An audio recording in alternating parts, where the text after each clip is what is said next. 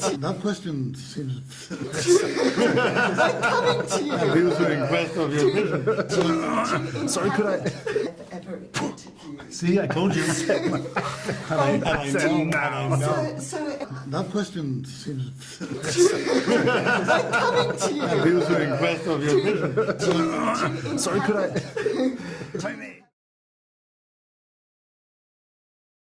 Jacob, this role requires you to be incredibly innocent, but also to be verbally and physically abused. Yeah. So how do you get there, and how do you release it? I think in history the world abuses physically and verbally and spiritually the most innocent people. It's sort of what it preys on is that innocence. And I think we are all born with that in us. So for me it was just a process of trying to re-understand that and going back into some of those scars that have been formed in my consciousness and trying to find the innocence that came before they were, made, I suppose. And you released it easily? I don't think you ever really release anything. I'm not sure. I'm not old enough to know. You're just a baby. You're right. But I have the theory that everything is in us from before it happens, and it'll be in us after. It's a sort of a circular thing. Thank you. Oscar, you're one of the nicest people I've ever interviewed. See, I told you. And I know. So everybody always asks about being abused, but you are the abuser in quest of your vision. So what does that do to you as this nice guy? That question seems I'm coming to you. abusing quest of your vision. Sorry, could I? Do you have that? Does it affect you? Yes, yeah, it does. It does affect me. But the thing is that it became easier to access it when I saw him just as an extension of myself. Mm-hmm. I do feel like the people that I've met that have been the most vicious often are the most vicious to themselves. Certainly in private. You can imagine what having a mind like that is like. It must be so awful. And I know I've had moments of that where you catch yourself saying the most awful things to yourself, and if you just imagined saying those things to somebody else, what that would look like, especially like your own child, and so that, and it is, we talked about how can someone do something like that to someone so innocent, especially a child.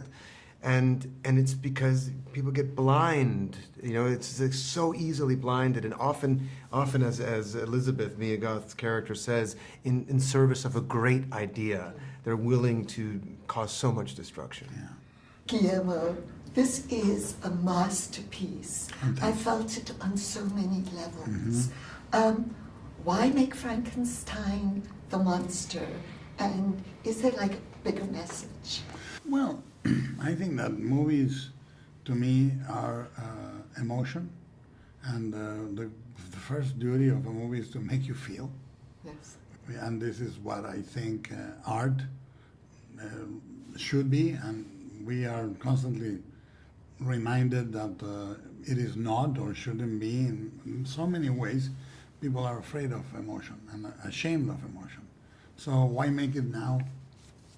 For the same reason that you feel that you need to sing a song in a different key than it's been sung, or in a different arrangement, and you have a piece of the eternal, and then you have a piece of you that blend into some renewing something. The tacit agreement between a piece of art and the audience all of a sudden gets a new meaning.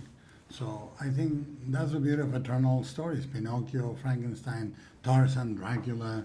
Even if people haven't read them, they know what they mean. Yeah. And this is given a new, no pun intended, a new life. Well, nobody would ask me to sing, given my voice, so I can't even try a different key, but quickly, what makes each of you a monster, please? Well, I think that definitely, everything comes from wanting something. So for me, the want is, you should exist without it, but Look at me. I don't want to leave the last donut on the box. I'm the guy who goes, You and I get there's one along. left in the box." Yeah.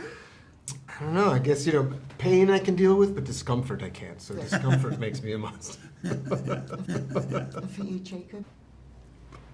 I have no idea. That's nice. You My lust for blood. I decided to see the entrails of everyone. Exposed.